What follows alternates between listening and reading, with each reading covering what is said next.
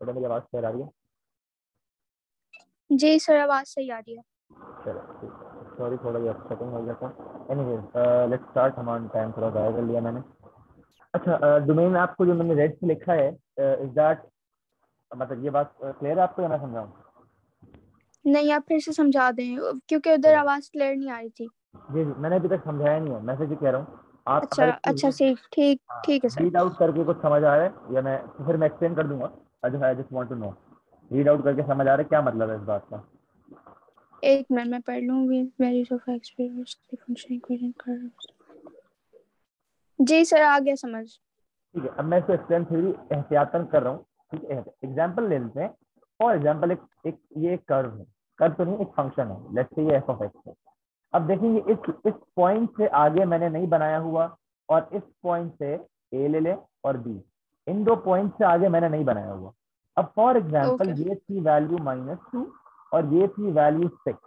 तो ये जो फंक्शन डिफाइंड है या एग्जिस्ट कर रहा है, वो सिर्फ एक्स की कौन कौन सी वैल्यूज हैं, -2 से लेकर 6 तक है। ये बात समझ में आ रही है? नहीं सर, ये वाली बात फिर से समझा दे, नहीं आई समझ। ठीक है बेटा, ये देखें, ये जो ए बी लाइन है, क्या ये बी पॉइंट से आगे जा रही है जहां मैंने डॉट डॉट डॉट ब्लू बनाए? क्या ये यहाँ से आगे जा जी रही है? जी नहीं जी। जा रही है ना, नहीं जा रही आगे। मैंने यहीं तक बनाई हुई है, बी तक बनाई हुई है। ठीक है, ओके। इसी तरह जो ये ए पॉइंट है, इससे ये फर्दर पीछे भी नहीं जा रही, मैंने बनाई हुई यहीं तक है। जी यहाँ तक क्लियर है? अब मैं बोल रहा हूँ कि जी जी। अज्यूम करें कि जो ए का जो लेवल था वो था -2, जो एक्स एक्स एक्सिस पे लेवल था ए का, वो -2, और बी का जो लेवल था वो 6 था। यहाँ तक क्लियर है? यस, क्लियर है। अब ये जो व्हाइट लाइन बनी हुई है बेटा, ये सिर्फ -2 से लेकर 6 के बीच में बनी हुई है। यस। तो इस चीज को हम बोलेंगे domain of function. Domain of function क्या ठीक। है कि जो एक्स है, एक्स वो ग्रेटर देन -2 है और यस लेस देन 6 है। ठीक है, ये यस। जो मैंने जी। समझाया है, ये है फॉर अ स्ट्रेट लाइन। ठीक है, ओके ये ओके। मैंने एग्जांपल यूज की है just to make you understand the domain. Domain समझ में ओके। आ गया? जी जी। चले, अब जो ये टाइप टाइप ऑफ फंक्शन है, ये टाइप ऑफ फंक्शन है, इस फंक्शन को कहते हैं रेसिप्रोकल फंक्शन। क्यों कहते हैं रेसिप्रोकल बेटा? आपको पता है ना रेसिप्रोकल क्या होता है? अगर 2/3 लिखा है तो ये 3/2 हो जाएगा अगर मैं रेसिप्रोकल बोलूंगा, तो ऐसा जी ही है। जी जी जी, ये पता है। तो जी जी। देखिए, नॉर्मली हम लोग जो ओ लेवल्स में जो फंक्शन पढ़ते हैं, वो उसमें हमेशा 2x+3 ऐसे एक्स ऊपर लिखा हुआ होता है। ऐसा ही है, कोऑर्डिनेट जी ज्योमेट्री जब आप जी पढ़ते जी। हैं एक्स ऊपर होता है। देखिए इसमें एक्स डिनोमिनेटर में है, तो जब भी एक्स आपका डिनोमिनेटर में आएगा, उस फंक्शन का नाम क्या पड़ जाएगा? Reciprocal function. ये क्लियर है? जी क्लियर है। चलो वेरी गुड। अब देखें, अंडरस्टैंड करनी है इस बात को। ठीक है, मैं थोड़ा लंबी करके पढ़ा रहा हूँ ताकि इस तरीके के सिमिलर और सवाल हैं तो आपको समझ में आ जाए। ठीक है, अब जी देखें जी, बेटा। ठीक है ठीक है। ठीक ठीक है, सर। अब ये देखें। अब फॉर एग्जाम्पल मैं आपसे पूछूं what is 2/0? Can you tell me what is 2/0? It is तो इसे वो 0.2 करके लिख लेंगे, नहीं बेटा, राइट? नहीं और नहीं एम नहीं। आई wrong? 2 divided by 0 is undefined. Calculator में अगर डालेंगे तो मैथ एरर आ जाएगा। एंड बेसिकली अनडिफाइंड का मतलब है इट इज इनफिनिट। ठीक है, इसकी लॉजिक, ओके। इसकी और इंटरेस्टेड वो हम बाद में डिस्कस कर सकते हैं, मुझसे व्हाट्सएप पे पूछ लेना। हाउएवर, जी ठीक है। यहाँ पे हमने एक चीज सीखी कि अगर डिनोमिनेटर में 0 आ जाए तो ये क्या हो जाता है? अनडिफाइंड। अनडिफाइंड हो जाता है। तो यहाँ पर जो फंक्शन हमें गिवन है, इसमें जब भी रेसिप्रोकल फंक्शन आएगा तो आपको एक्स की वो वाली वैल्यू ढूंढनी है जिससे डिनोमिनेटर 0 हो रहा हो। तो अब यहाँ पे मुझे जी। पता है एक्स की मैं कौन सी वैल्यू सोचूं जिसकी वजह से ये जो मेरा डिनोमिनेटर है, ये डिनोमिनेटर ये 0 हो जाए। ऐसी कौन सी वैल्यू है? सोचें। I don't know. think can you think of a value of x? ठीक है, मतलब 1 2 4 3 -1 -4 -2 -3 एनी वैल्यू, बट शर्त ये है उस वैल्यू की वजह से जब +2 ऐड हो तो वो 0 बन जाए। ऐसी कौन सी वैल्यू है? -2 I guess. Perfect perfect. ठीक है, तो फॉर एग्जाम्पल अगर x की जगह मैं -2 लिख दूं, -2 + 2 तो ये बन जाएगा 3/0, and now this is undefined, this is Yeah, undefined. So undefined. when we are talking about reciprocal function and its domain, what we have to think of the value of x which is making the denominator 0. यहाँ तक मेरी बात समझ में आ रही है? जी जी। चलो very good. तो वो वैल्यू होगी ना, वो आपका डोमेन कभी भी नहीं हो सकती, वो आपका डोमेन कभी भी नहीं हो सकती। तो अब आप क्या लिखेंगे यहाँ पर? You will write all values of X except, मतलब x की सारी वैल्यूज डोमेन हो सकती हैं लेकिन -2 नहीं हो सकती। ये आपका देखें second part, the set of Yes. All real numbers accept x equal. Except x equals -2. Logic समझ में आई? जी जी। लॉजिक क्या है कि डिनोमिनेटर में आपका 0 नहीं आने देना आपने, ये लॉजिक है आप। सही। ठीक है, फॉर एग्जाम्पल एक और एग्जाम्पल ले लेते हैं। Let's take another example, let's take another example. f of x is equal to 2 upon, let's say 2x upon 3x minus 2। ठीक है, 3x minus, find the domain of f of x। चलें बताएं जल्दी से, सोचें पहले खुद। अब आपको, अब first thing what which you need to think is what function is it. This function is a reciprocal function. देखें, हर टाइप का जो फंक्शन होता है ना उसके डोमेन की बातें अलग होती हैं। जैसे मैंने सबसे पहले स्टार्ट किया था लीनियर स्ट्रेट लाइन से, जैसे लीनियर फंक्शन, जैसे कॉल्ड व्हाट, लीनियर और स्ट्रेट लाइन फंक्शन। इसकी डिस्कशन डोमेन की डिफरेंटली होती है, जो हम डिस्कस कर रहे हैं रेसिप्रोकल वो डिफरेंटली होती है। तो रेसिप्रोकल के भी आपने याद रखनी है कि डिनोमिनेटर में 0 किस वैल्यू की वजह से आ रहा है। नाउ थिंक, टेल मी कि x की कौन सी वैल्यू लूं जिसकी वजह से डिनोमिनेटर में 0 आ जाए। यहाँ पर आई गेस -3 आएगा, या am I there wrong? Is a reason, मैंने सवाल किया आपको, वो वजह बताऊंगा। First take 10 seconds and think and then let me no.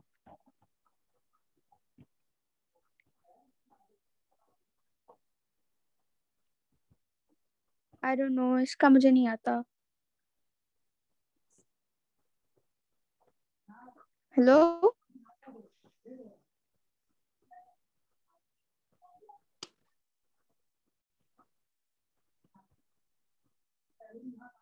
Ji sir आपकी आवाज नहीं आ रही। चलें, now I will tell you a trick to find out the value. एक ट्रिक है। What is the trick?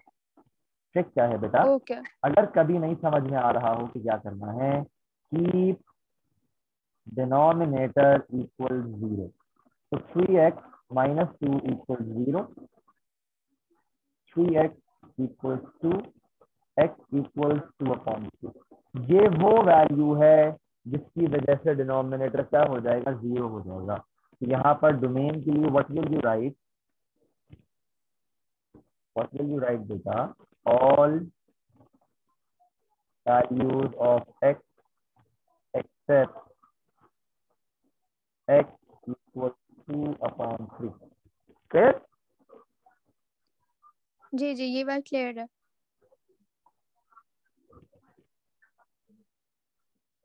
Maryam, hello, आवाज आ रही है आपको मेरी? हेलो। सर आपको मेरी आवाज आ रही है? No, but I can't suddenly hear you. Wait, give me a second. I can't suddenly hear you.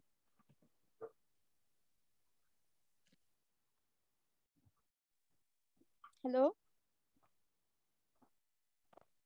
चलें, अब बोले कुछ। सर आपको मेरी आवाज आ रही Why है? can't I ये hear you? समझ आ गई, मुझे क्लियर है। अब बोले, क्या समझा?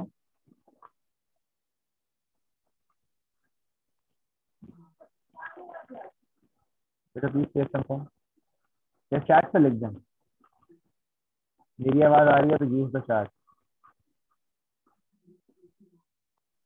नहीं बेटा मुझे पता नहीं आपकी आवाज क्यों आ रही है, अभी आ रही थी सडनली चली गई। I have no idea what just happened. चलिए मेरी आवाज आ रही तो अब आपको कुछ बोलना हो चैट पे बोल दीजिएगा, ठीक है। कोई छोटी ओके सी सर। छोटी बात जो ना समझ ओके। में आ रही हो तो मुझे बता दीजिएगा, ठीक है। I repeat it. चले नाउ, ये समझ में आ गया आपको पूरा। रेसिप्रोकल फंक्शन हमेशा इसी तरह होगा, 99% इसी तरह होगा, ठीक है। चले मैं आपको एहतियातन एक एक्स्ट्रा पढ़ा देता हूँ, कभी कभार आपका आता है root function, square root function. Square root function ये सवाल भी आता है,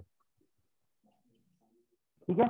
जिस तरह रेसिप्रोकल में we have to be careful कि डिनोमिनेटर में जीरो किससे आ रहा है, इसमें what we have to be careful, root root में नेगेटिव नेगेटिव वैल्यू ना आए।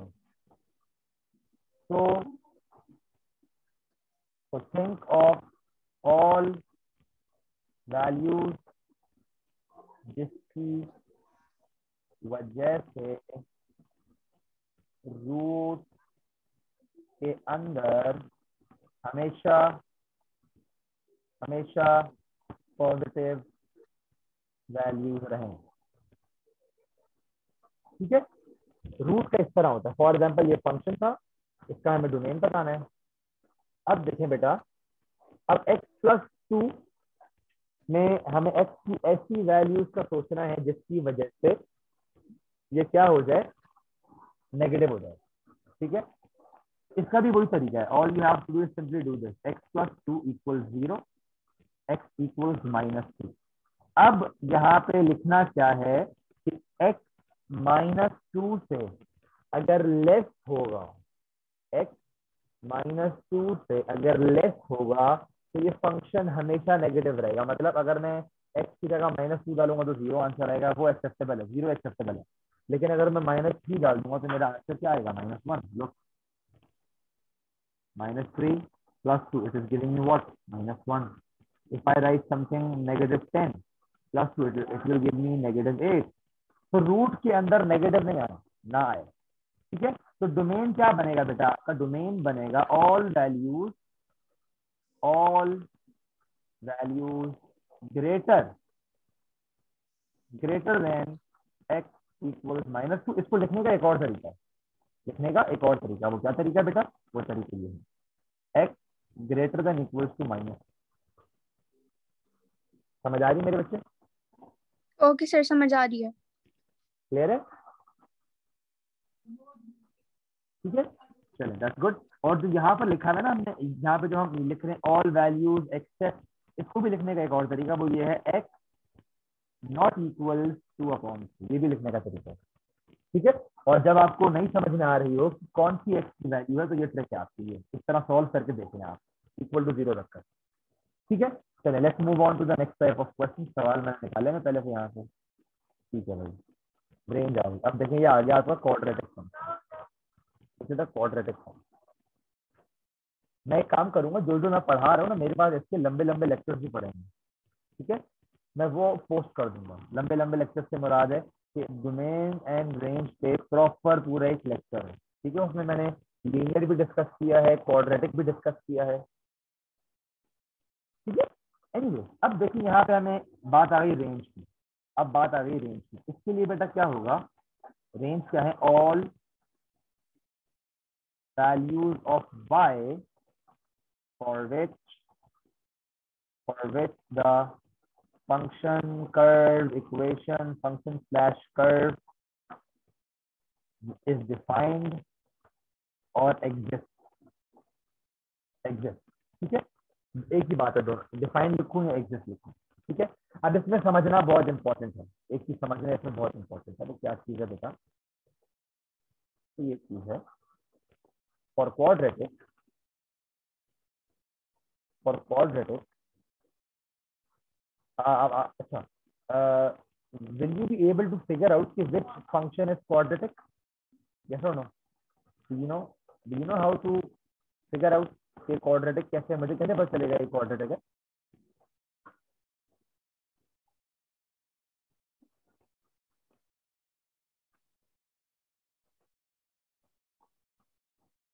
Power of x,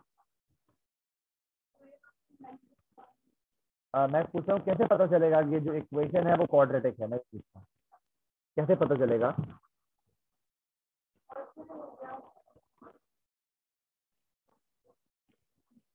power of x should be 2, ऐसे पता चलेगा। यहाँ पर देखिए हमारे पास ये रहा, ठीक है। कोई मसले वाली बात नहीं बेटा, नहीं आपको याद तो आप मुझे बताएं, मैं आपके लिए रिपीट कर दूंगा, no worry. I can understand कि 1-2 महीने की भी छुट्टियां आ जाए या कुछ लंबा हो जाए तो सब भूल जाता है, I can understand, but the main point है that we have to communicate, ठीक है। इसीलिए मैं हर चीज बहुत बेसिक से लेके चल रहा हूँ, हर चीज बिल्कुल बेसिक से लेके चल रहा हूँ, ठीक है। चलें, अच्छा, फॉर क्वाड्रेटिक सबसे पहले पता होना चाहिए शुड बी 2। चलें, फॉर क्वाड्रेटिक फाइंड टर्निंग। अब देखें, let me be very clear about one thing, quadratic की जो रेंज का सवाल आता है ना ए लेवल में, वो 4-5 केसेस है। अब मुझे नहीं पता कि आपके जो एंट्रेंस एग्जाम में उसमें वो सारे केसेस आएंगे या एक सवाल जो दिया हुआ है वो आएंगे। फिलहाल मैं आपको ये सिखा रहा हूँ इस टाइप के सवाल के हिसाब से। If you are interested in learning all the cases, उसकी मेरे पास रिकॉर्डिंग पड़ी है, वो मैं आपको पोस्ट कर दूंगा if you want. For now I will okay explain sir. This question to you, ठीक है। Okay. Anyhow, for all of the cases, जितने भी केसेस हैं, ये चीज उन सब में यूज होगी, फाइंड टर्निंग पॉइंट, ठीक है। टर्निंग पॉइंट को ढूंढने का क्या तरीका होता है? कंप्लीटिंग स्क्वायर आपको एक चीज होती है जो कि फिलहाल आपको नहीं पता होगी, फिलहाल मैं सिर्फ लिख रहा हूँ, ठीक है, बिकॉज इस सवाल में कंप्लीटिंग स्क्वायर के बगैर भी काम हो जाएगा आपको, ठीक है। कंप्लीटिंग स्क्वायर, ठीक है, let me right it down. ये होता है कंप्लीटिंग स्क्वायर और इसमें एच कॉमा से आपका टर्निंग पॉइंट होता है। इस बात को इग्नोर करें फिलहाल, ठीक है, फिलहाल इसको इग्नोर करें, फिलहाल इग्नोर करें। चलें, केस हम कौन सा कर रहे हैं? केस क्या है आपका? फंक्शन जो गिवन है आपको, उसमें ए एक्स स्क्वायर प्लस बी एक कांस्टेंट वैल्यू है, ठीक है। बहुत ध्यान से मेरी बात सुना, मैं क्या बताना चाह रहा हूँ, मैं क्या कहना चाह रहा हूँ कि the case that we are doing right now is this type, ठीक है, जिसमें एक एक स्क्वायर वाली टर्म है एक्स की और दूसरा कांस्टेंट है, ठीक है। तो इसमें जो आपकी रेंज होगी, रेंज जो होगी इसमें, वो हमेशा हमेशा ये होगी एफ ऑफ एक्स या तो greater than equal to B होगी, या होगी F of X less than equal to B. अब आपको कैसे पता चलेगा कि ग्रेटर देन लगाना है या लेस देन लगाना है? ठीक है, ये समझ लें जरा, ठीक है। मैं एक दफा लिख लूँ फिर पूछ लूंगा कौन सी बात समझ में होगी। ग्रेटर देन कब लगेगा? जब आपका फंक्शन होगा minimum.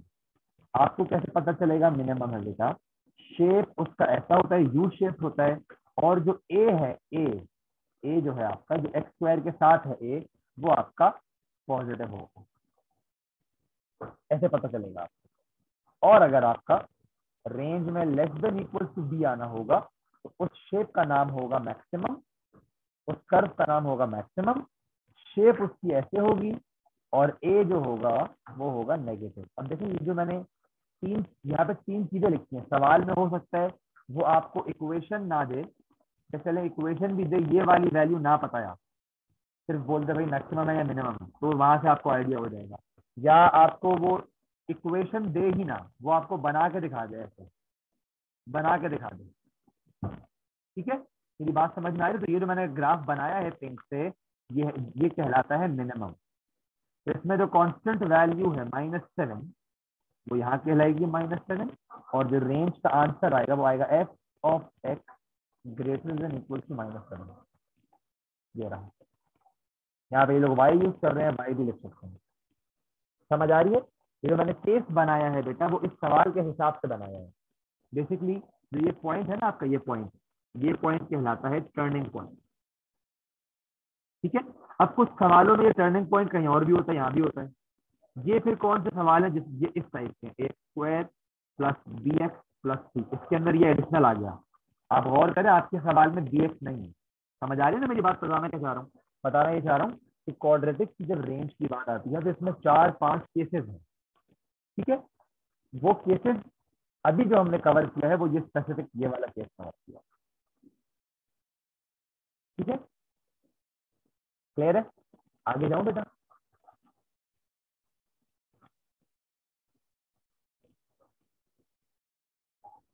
Good, let's move on to the next question. जी जी बेटा बिल्कुल।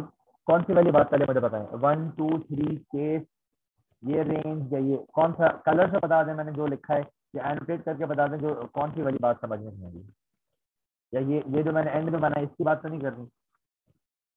कम्युनिकेट करें, मुझे बताएं कौन सी बात समझ में नहीं आई ताकि मैं रिपीट करूं।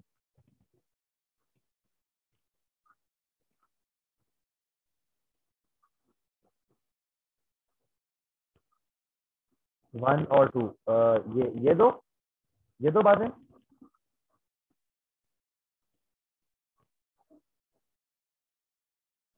जी बेटा, ये मैं यही कह रहा हूँ आपको कि ये सारी बातें उस वक्त इम्पोर्टेंट हैं अगर आपके पास ये टाइप का सवाल आए। अगर ये टाइप का सवाल आएगा ना तो आपको टर्निंग पॉइंट ढूंढना पड़ेगा। और टर्निंग पॉइंट कैसे ढूंढेंगे? टर्निंग पॉइंट ढूंढेंगे कंप्लीटिंग स्क्वायर एक मेथड है, ठीक है? तो वो मैं वो वाला केस अभी टच नहीं कर रहा हूँ क्योंकि मुझे पता नहीं है कि वो आपके पेपर में आएगा या नहीं आएगा। अगर उस तरह का केस आना है तो मैं एक सवाल आपको, मैं वो रिकॉर्डिंग भेज दूंगा, वो देख लें, या मेरी आप और सैंपल पेपर सॉल्व करें, उसमें नजर आए तो उससे तो समझ लीजिएगा। मैं कल वापस आपके लिए ऑनलाइन देख लूंगा। एनीवेज, एक और सवाल हम कर लेते हैं कंप्लीटेड स्क्वायर फॉर्म से। अगर पूछ रहे हैं आपसे कंप्लीटेड स्क्वायर फॉर्म से, अगर पूछ ले कंप्लीटेड स्क्वायर फॉर्म, एक केस ये हो गया। अब completed square form case, for example सवाल है F of x is equal to 5x - 2 whole square plus 7, ठीक है? अब ये ऑलरेडी इस तरीके के सवाल पे, इस तरीके के सवाल पे कंप्लीटिंग स्क्वायर अप्लाई हुआ होगा, मतलब चेंज किया हुआ है। जब चेंज कर लेते हैं ना बेटा तो इसमें जो हमेशा आपकी रेंज बनेगी वो बनेगी, रेंज क्या होगी आपकी, ये बाहर प्लस 7 होगा ना, ये होगी F of x greater than equal to 7, या और F of X less than equal to 7। दो ऑप्शन है, इन दोनों में से चूज कैसे करना है? अगर आपका मिनिमम फंक्शन है या मैक्सिमम, ये चीज पॉजिटिव है आपकी, पॉजिटिव है ये चीज, दैट मीन्स मिनिमम फंक्शन है। बात समझ में आ रही है? ठीक है, तो ये दो, आई थिंक बिकॉज आपका एंट्रेंस एग्जाम है तो कंप्लीटिंग स्क्वायर जो चेंज करने वाली चीज है वो नहीं आएगी। जैसा वो डायरेक्ट आपको ये चीज देंगे, यहाँ से आपको ये चीज फिगर आउट करनी होगी। और डोमेन भी आ जाता है यहाँ से कभी कभार, पता है, डोमेन भी आता है कभी कभार आ जाता है। और आपको या तो ये वाला केस देंगे जिसमें डायरेक्ट आंसर आ जाता है आपका, ठीक है? फॉर एग्जाम्पल इस तरीके का सवाल है F of x is equal to x square. अब देखें इसकी अगर वो रेंज मांगेगा तो सबसे पहले चेक करें कि एक्स स्क्वायर का जो कोएफिशिएंट है यहाँ पर, यहाँ कुछ भी नहीं है, मतलब 1 है, दैट मीन्स पॉजिटिव, मतलब मिनिमम शेप है।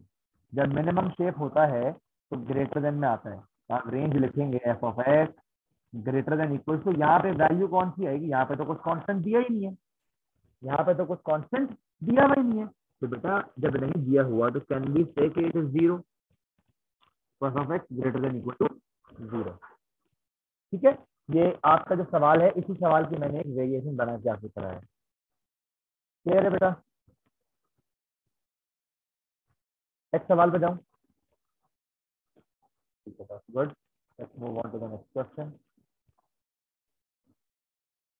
The graph shows part of the line. What is the value of b? What is b? ठीक है, ये सवाल भी बड़ा मजे का है। ये कोऑर्डिनेट ज्योमेट्री है, ओ लेवल कोऑर्डिनेट ज्योमेट्री से, ये इजी है।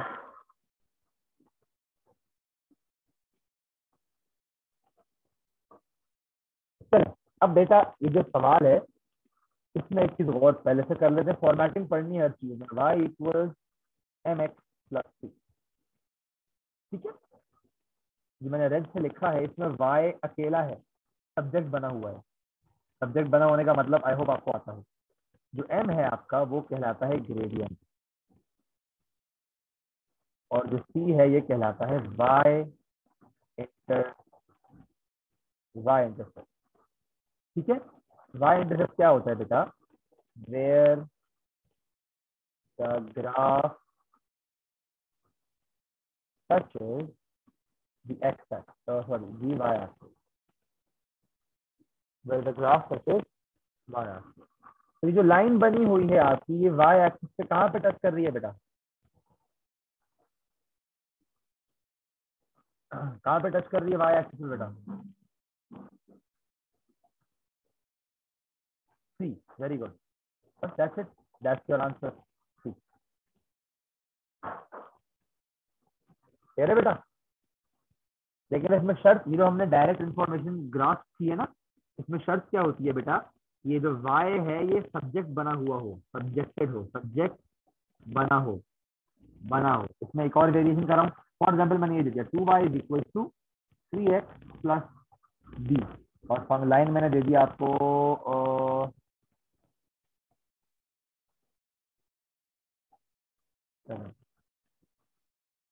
ठीक है। अब मुझे पता है अब क्या होगा, b की वैल्यू क्या होगी। तो मैंने एक और सवाल बना लिया, मुश्किल मतलब एक मुश्किल लेवल बना दिया एक। अब पता है क्या होगी b की वैल्यू। नहीं नहीं, ये तो समझा रहा हूँ, 7 नहीं होगी। क्यों नहीं होगी, बिकॉज y सब्जेक्ट नहीं बना हुआ। मैंने क्या लिखा है यहाँ पर, शर्त क्या है आपकी कि y क्या बना हुआ हो, सब्जेक्ट बना हुआ हो। तो इसके लिए आपको क्या करना पड़ेगा बेटा, ये 2 पहले वहां भेजना पड़ेगा। तो your equation will look like this, 3/2x plus b/2। अब जो ये 7 वैल्यू है वो b/2 के इक्वल है, क्योंकि ये फॉर्मेट में चेंज हो गया सवाल आपका, mx प्लस इस फॉर्मेट में आ गया। इस फॉर्मेट में जो c की जगह पे लिखा हुआ है वो b/2 लिखा हुआ है, और c की वैल्यू है 7। तो we will say b/2 equals 7। 2 वहां गया, b इक्वल्स 14। ये एक केस मैंने अपनी मर्जी का बना के दिखा दिया कि शायद आपके एंट्रेंस एग्जाम में कुछ डिफिकल्ट लेवल भी आ जाए, आई होप ना आए, बट आ भी सकता है।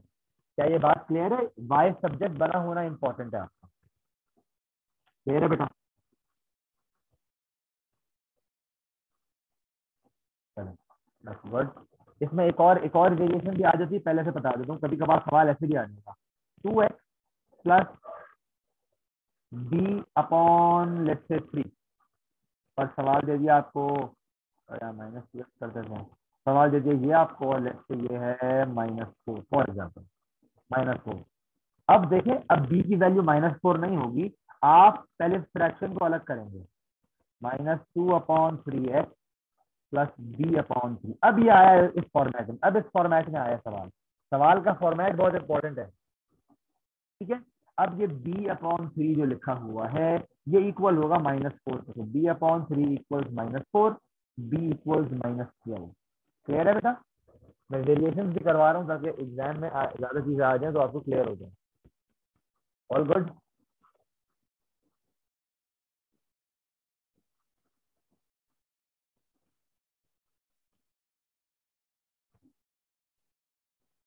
ठीक है। अच्छा चलें, अब ये जो टॉपिक है ना, ये टॉपिक है कोऑर्डिनेट ज्योमेट्री। इसमें जो इस सवाल में इन लोगों ने पूछा हुआ है वो है y intercept. Let's assume that they ask you a question like this, ax plus 5, and they give you the whole graph। और मैं लगता है आपको दो कोऑर्डिनेट दे देता हूँ, एक मैं आपको दे देता हूँ ये 4, और एक ये मैं आपको दे देता हूँ 7।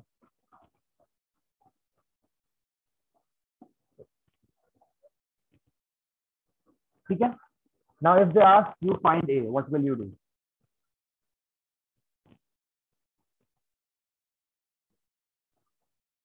If they ask you to find a, first you should know what a is representing, a क्या बताना चाह रहा है आपको। तो जो हमने फॉर्मेट ऊपर सीखा है इसमें देखें वाई सब्जेक्ट बना हुआ है, तो a क्या होगा आपका भाई, what is a, what is the name of a according to this format, y equals mx plus c। according to this format क्या होता है आपका, मैंने लिखा है ऊपर,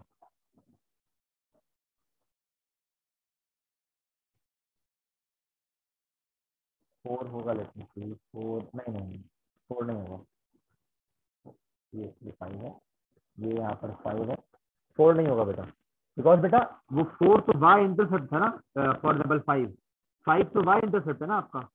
ए जो है आपका, ए जो है बेटा ये ग्रेडियंट है, ग्रेडियंट, एक्स का जो कोएफिशिएंट होता है वो ग्रेडियंट होता है, एक्स का जो कोएफिशिएंट होता है वो क्या होता है, ग्रेडियंट।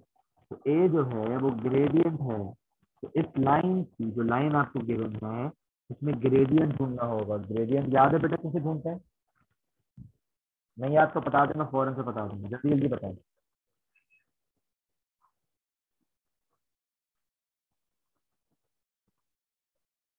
ग्रेडियंट का फॉर्मूला याद है तो बता दें, नहीं तो मैं बता दूंगा, आई डोंट माइंड। जल्दी जल्दी 2 मिनट बता, जल्दी जल्दी। ग्रेडियंट का फॉर्मूला होता है y2 minus y1 upon x2 minus x1। ठीक है, मतलब क्या है, मतलब क्या है बेटा इसका, इसका मतलब ये है कि y दो कोऑर्डिनेट पकड़े, एक कोऑर्डिनेट ये रहा, एक कोऑर्डिनेट ये रहा, ये वाला कोऑर्डिनेट है 7,6, ये वाला कोऑर्डिनेट है 0,5। यहाँ तक मेरी बात क्लियर है? पहले मुझे ये बताएं, यहाँ तक मेरी बात क्लियर है? अब आपको क्या करना है, सिर्फ और सिर्फ फॉर्मूला अप्लाई करना है। यहाँ से पहले y की वैल्यू ले लें 6 माइनस, यहाँ पे y की वैल्यू 5 है, अपॉन यहाँ पे x की वैल्यू 7 है, यहाँ पे x की वैल्यू 0 है, ये आ गया 1/7। तो जो a है आपका वो ग्रेडियंट है, एंड a किसके इक्वल होगा, 1/7 के। ठीक है भाई, इस तरीके का सवाल मैं एक्सपेक्ट कर रहा हूँ कि आ सकता है, इसीलिए मैंने करवा दिया। ठीक है, चलो, ये आपका वही टॉपिक है, कोऑर्डिनेट ज्योमेट्री ही है, लेकिन साथ में इनइक्वालिटीज आ रही है, इनइक्वालिटीज नहीं है। ठीक है, इसको डिस्कस कर लेते हैं।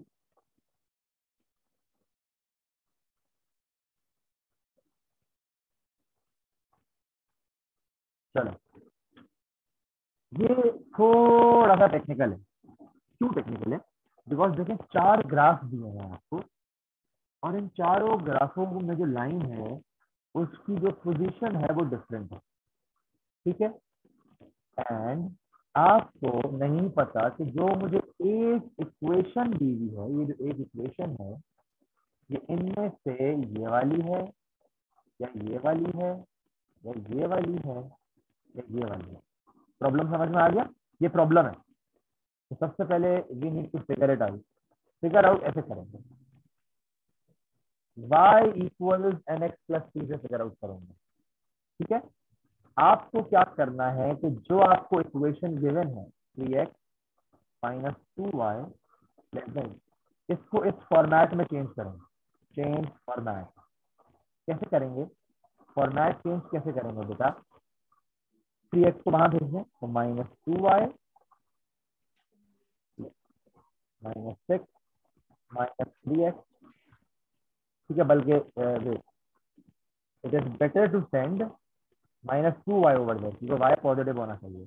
तो 3x -6 यहाँ ले आए, +6। कोई प्रॉब्लम? मैंने एक स्टेप किया है, क्या इस स्टेप का कोई प्रॉब्लम है? Is everything clear? प्लीज मुझे बताएंगे स्टेप क्लियर है? सर आपको मेरी आवाज आ रही है?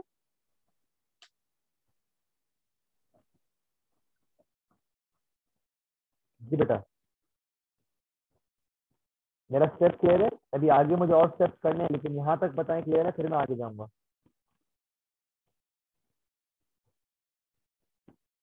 ठीक है, अब I still need to make y the subject, क्योंकि ये देखिए यहाँ पे वाई सब्जेक्ट है।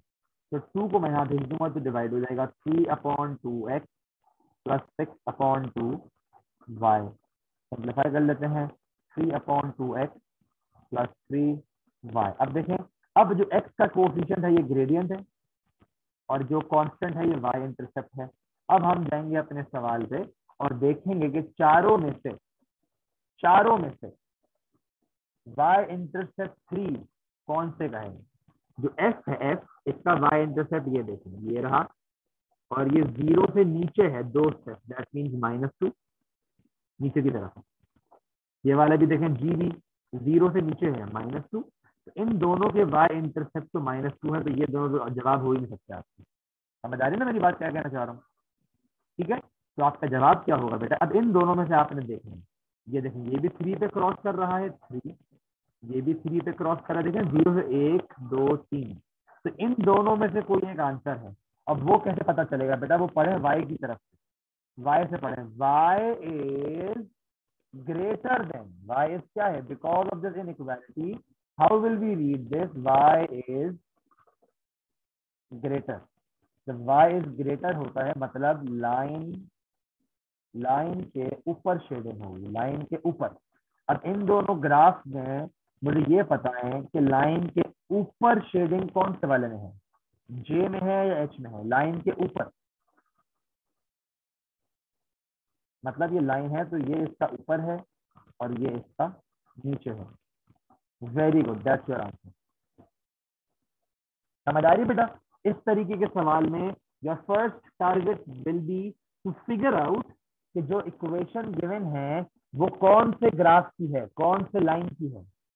उसके बाद देखेंगे शेडिंग और फिगर आउट कैसे करने का तरीका है। एक तरीका है वाई इंटरसेप्ट जो मैंने इस सवाल में करवाया है, दूसरा तरीका है ग्रेडियंट, वो अगर आगे सवाल आएगा तो बताऊंगा।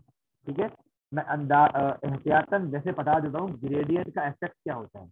ऐसी लाइन जो राइट की तरफ इंक्रीज हो रही है, ऐसी लाइन जो राइट की तरफ इंक्रीज हो रही है, राइट की तरफ इंक्रीज हो रही हो, इसका ग्रेडियंट पॉजिटिव होता है।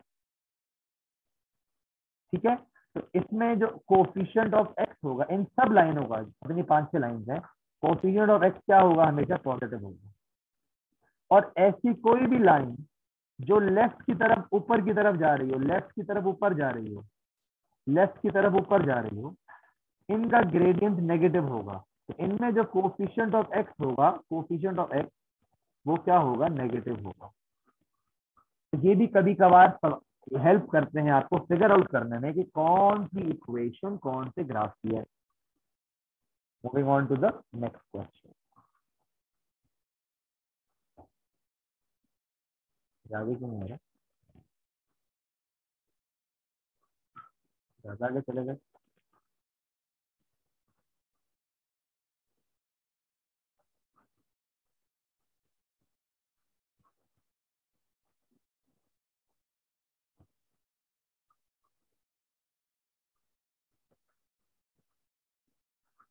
चलो भाई,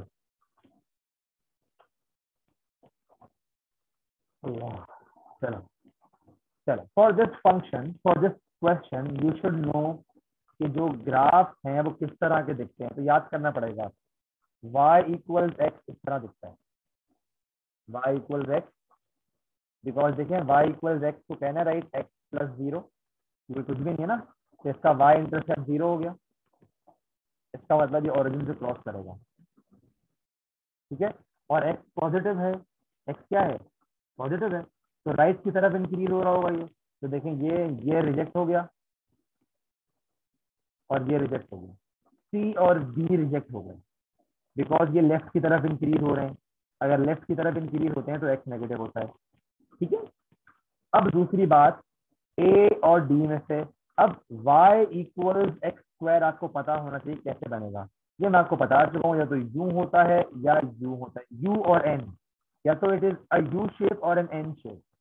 it is not, it is never like this और like this, it is not like C और ई। ठीक है, तो ऑटोमेटिकली ए बी क्या हो गया, रिजेक्ट हो गया, D is the answer. Clear है बेटा?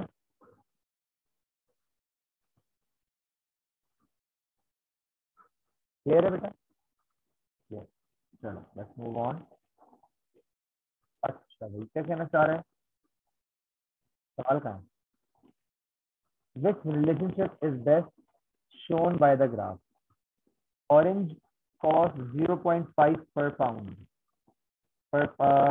pound 0.5 per pound. नहीं, a tree grows 2 inches every 5 months.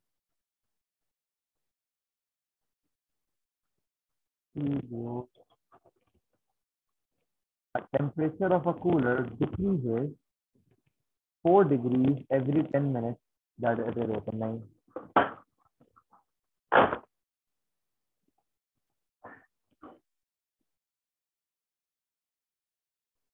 A pool's water level increases at 5 gallons per minute. हाँ, मैं भी ये सोच रहा हूँ कि इसमें